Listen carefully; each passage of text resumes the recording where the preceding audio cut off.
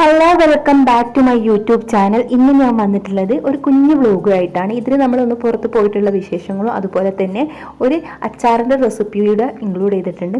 അപ്പം നമുക്ക് ആദ്യം തന്നെ അച്ചാറിൻ്റെ റെസിപ്പിയിലോട്ട് പോവാം. അപ്പം ഞാൻ ഇന്നിവിടെ ഉണ്ടാക്കാൻ പോകുന്നത് ചെറുനാരങ്ങ വെച്ചിട്ടുള്ള അച്ചാറാണ്.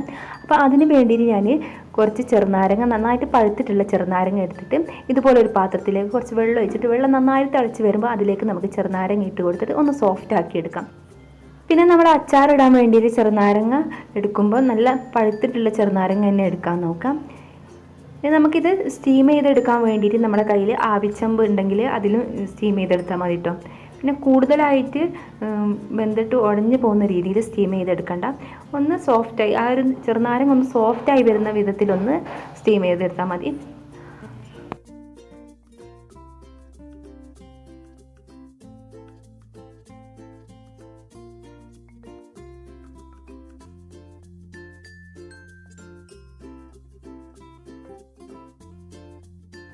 അപ്പോൾ ചെറുനാരങ്ങ അച്ചാറിലേക്ക് വേണ്ടിയിട്ടുള്ള പാകത്തിൽ നിന്ന് ഞാനൊന്ന് സോഫ്റ്റ് ആക്കി എടുത്തിട്ടുണ്ട്. ഇനി നമുക്കിതിലത്തെ വെള്ളം ഒന്ന് കളഞ്ഞെടുക്കാം. അപ്പോൾ ഞാൻ ഇതുപോലൊരു ഓട്ടപാത്രത്തിലേക്കൊന്ന് ഈ ഒരു ചെറുനാരങ്ങ അതുപോലെ തന്നെ ആ വെള്ളം കൂടെ ഒഴിച്ച് കൊടുക്കുകയാണ്.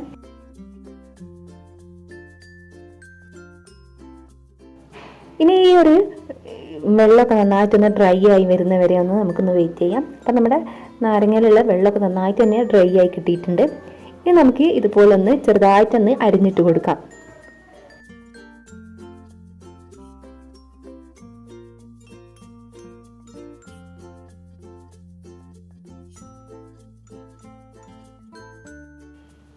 പിന്നെ ഞാൻ ഇതിലുള്ള ഈ ചെറുനാരങ്ങയുടെ കുരു ഒന്ന് മാറ്റിയെടുക്കുന്നുണ്ട് കേട്ടോ. മുഴുവനായിട്ടൊന്നും മാറ്റിയെടുക്കുന്നില്ല, കുറച്ചൊക്കെ ഞാൻ മാറ്റിയെടുത്തിട്ടുണ്ട്.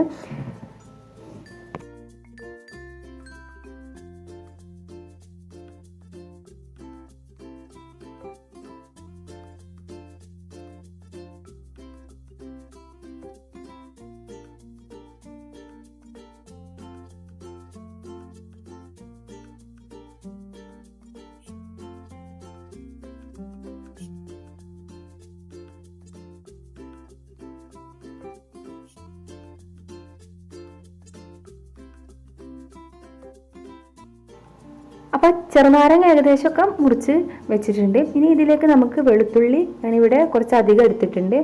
അത് ഒരു 2 അരി ചീന്തി വെച്ചിട്ടുണ്ട്, അല്ലാതെ മുഴുവനായിട്ടും എടുത്തിട്ടുണ്ട്. പിന്നെ കുറച്ച് പച്ചമുളക് ചെറുതായിട്ട് വട്ടത്തിൽ അരിഞ്ഞ് വെച്ചിട്ടുണ്ട്. പിന്നെ കുറച്ചാട്ടോ ഇഞ്ചി എടുത്തിട്ടുള്ളൂ. പിന്നെ കുറച്ച് കറിവേപ്പിലയും.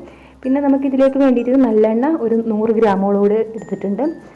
പിന്നെ ഇഞ്ചിയും വെളുത്തുള്ളി അതിൻ്റെ ഒന്നും അളവ് ഞാനിവിടെ കൃത്യമായിട്ട് പറയുന്നില്ല. അതൊക്കെ നമ്മളെ ഇഷ്ടത്തിനനുസരിച്ച് എടുക്കാവുന്നതാണ്. ഇഞ്ചി ഓവറായിട്ടും എടുക്കണ്ട.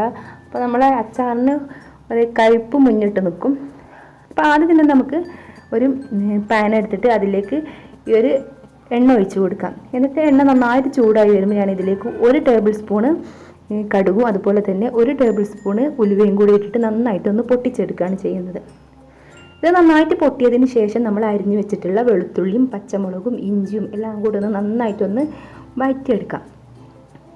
എല്ലാം നന്നായിട്ടൊന്ന് ആ ഒരു പച്ചമണമൊക്കെ ഒന്ന് പോകുന്നത് വരെ ഒന്ന് നന്നായിട്ടൊന്ന് വഴറ്റിയെടുക്കാം. ആ ഒരു വെള്ളത്തിൻ്റെ കണ്ടൻറ്റൊക്കെ അതിൽ നിന്ന് പോകുന്നത് വരെ ഒന്ന് നന്നായിട്ടൊന്ന് വാട്ടിയെടുക്കാം.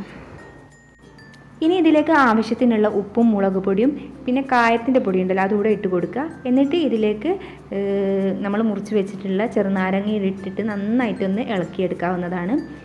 ഇപ്പം ഞാനിത് നന്നായിട്ട് ചൂടാറിയതിന് ശേഷം പിറ്റേ ദിവസം കേട്ടോ ഇതിലേക്ക് വിനാഗിരി ഒഴിച്ച് കൊടുക്കുന്നത്. എന്നിട്ട് നന്നായിട്ട് തന്നെ ഉണങ്ങിയിട്ടുള്ള സ്പൂണോ തവിയോ വെച്ചിട്ട് നന്നായിട്ടൊന്ന് മിക്സ് ചെയ്ത് കൊടുക്കാം. എന്നിട്ട് നന്നായിട്ട് ഉണങ്ങിയിട്ടുള്ള അല്ലെങ്കിൽ നന്നായിട്ട് ഉണക്കിയെടുത്തിട്ടുള്ള കണ്ടെയ്നറിലേക്ക് മാറ്റിയിട്ട് നമുക്ക് 2-3 ദിവസം കഴിഞ്ഞിട്ട് നമുക്കിത് ഉപയോഗിക്കാവുന്നതാണ്. അതായിരിക്കും ഏറ്റവും നല്ലത്. അപ്പോൾ എല്ലാവരും ഒന്ന് ട്രൈ ചെയ്ത് നോക്കുക. അങ്ങനെ വൈകുന്നേരമൊക്കെ ആയപ്പോൾ നമ്മളൊന്ന് പുറത്തേക്കൊന്ന് ഇറങ്ങിയതാണ് ഇവിടെയൊക്കെ ഒന്ന് കാണാനായിട്ട്. മുമ്പ് നമ്മൾ ഇവിടെയൊക്കെ വന്നിട്ടുണ്ടായിരുന്നു. അന്ന് കൂടുതൽ വീഡിയോ ഒന്നും എടുത്തിട്ടില്ലായിരുന്നു. അപ്പം ഈ ഒരു ഭാഗമൊക്കെ അന്ന് വന്നപ്പോൾ ഭയങ്കര ഡ്രൈ ആയിട്ടുള്ള സ്ഥലമായിരുന്നു കേട്ടോ. ഇതുപോലെ ഒന്ന് നമുക്ക് ഇങ്ങനെ കാണാനായിട്ട് നല്ലൊരു കണ്ണിനൊരു സുഖമുള്ള വ്യൂ അല്ലായിരുന്നു. എങ്കിലും നല്ല രസമുണ്ടായിരുന്നു കേട്ടോ അന്നും കാണാനായിട്ട്. ഇന്നിപ്പോൾ ഒരുപാട് ആടുകളും അതുപോലെ തന്നെ ഒരുപാട് കൃഷിക്കാരൊക്കെ ഇവിടെ ഓരോ ജോലികളായിട്ട് ചെയ്യുന്നുണ്ട്. അപ്പോൾ ഇവിടെ ഇപ്പോൾ 2-3 ദിവസമായിട്ട് ഇങ്ങനെ ചെറിയ ചെറിയ മഴയൊക്കെ പെയ്യുന്നത് കൊണ്ട് തന്നെ വെള്ളവും അതുപോലെ തന്നെ പച്ചപ്പും ഒക്കെ നന്നായിട്ട് തന്നെ ഉണ്ട്. അപ്പോൾ കാണാൻ തന്നെ നല്ലൊരു ഭംഗിയുണ്ട്.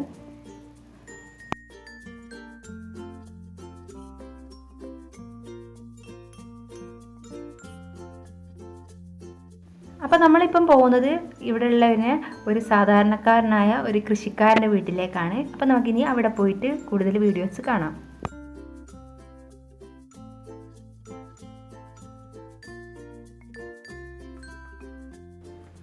അപ്പോൾ നമ്മൾ അവരെ വീട്ടിലെത്തിയിട്ടുണ്ട്. വീട്ടിലെത്തിയ ആ ഒരു സമയത്ത് തന്നെ ഞാൻ വീഡിയോ ഒന്നും എടുത്തിട്ടില്ല. പിന്നെ അവരെ വീട്ടിലൊക്കെ കയറി കുറച്ച് സംസാരിച്ചതിന് ശേഷമൊക്കെയാണ് പുറത്തേക്ക് ഇറങ്ങിയിട്ട് അവരുടെ ആ ഒരു കൃഷിയിടങ്ങളൊക്കെ വീഡിയോ എടുക്കുന്നത്. ഇവിടെ കുമ്പളം, അതുപോലെ തന്നെ വഴുതന, വെണ്ട, പച്ചമുളക് ഇതൊക്കെ ഇവർ കൃഷിയായിട്ട് ചെയ്യുന്നുണ്ട്.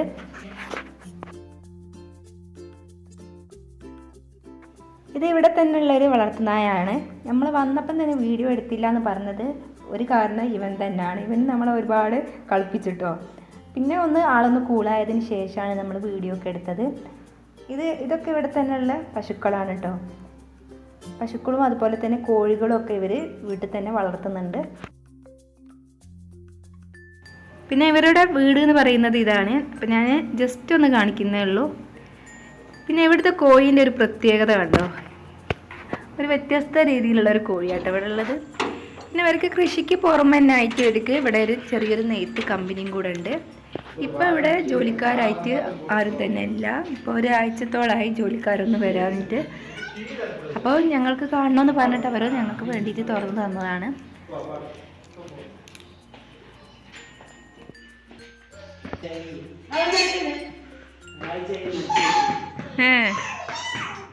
ഫറ ഇവിടെ വന്നപ്പോൾ ഭയങ്കരമായിട്ട് കളിയായിരുന്നു. ഇവിടെയുള്ള ഈ ഒരു ഇതൊക്കെ കണ്ടപ്പോൾ, അതുപോലെ തന്നെ ഒരുപാട് സ്ഥലം ഉണ്ടെങ്കിലോ ഓടിക്കളിക്കാൻ.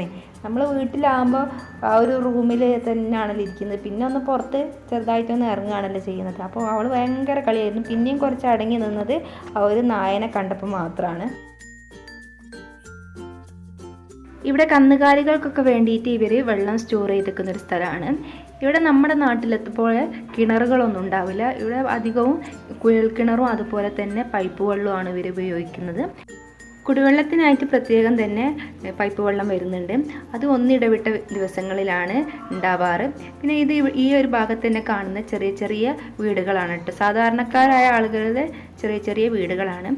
പിന്നെ ഇവിടെയുള്ള ആളുകളൊക്കെ ഒരുവിധം എല്ലാ ജോലിയും ചെയ്യുന്നവരായിരിക്കും. എന്തെങ്കിലുമൊക്കെ ഒരു ജോലി ചെയ്യുന്നവരായിരിക്കും. ആണുങ്ങളായാലും പെണ്ണുങ്ങളായാലും എന്തെങ്കിലുമൊക്കെ ഒരു ജോലി ചെയ്യുന്നവരായിരിക്കും ഉണ്ടാവുക. അപ്പോൾ അവിടെ നിന്നൊക്കെ ഞങ്ങൾ പോന്നു. ഇനി മാർക്കറ്റിലൊന്ന് കയറിയിട്ട് കുറച്ച് പച്ചക്കറികളൊക്കെ വാങ്ങിക്കാനുണ്ട്. പിന്നെ ഈ ഒരു സൈഡ് ഭാഗത്തായിട്ട് കാണുന്ന മരങ്ങളൊക്കെ ആര്യവേപ്പിൻ്റെ മരങ്ങളാണ് കേട്ടോ. എവിടെ നോക്കിയാലും ആര്യവേപ്പിൻ്റെ മരങ്ങളാണ്. നമ്മളെ നാട്ടിൽ തെങ്ങ് കാണുന്നത് പോലെയാണ് ഇവിടെ ആര്യവേപ്പിൻ്റെ മരം കാണുന്നത്.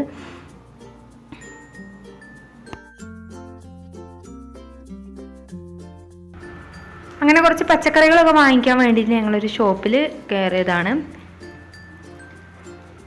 പിന്നെ ഇവിടെ എല്ലാ തിങ്കളാഴ്ചയാണ് ചന്ത ഉണ്ടാവാറ്.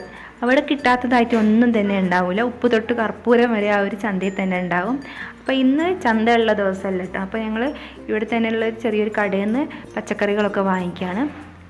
അപ്പോൾ ഈ വീഡിയോ നിങ്ങൾക്ക് ഇഷ്ടമായിട്ടുണ്ടെങ്കിൽ ലൈക്ക് ചെയ്യുക, കമൻറ്റ് ചെയ്യുക, ഫ്രണ്ട്സും ഫാമിലിയൊക്കെ ആയിട്ട് ഷെയർ ചെയ്യുക.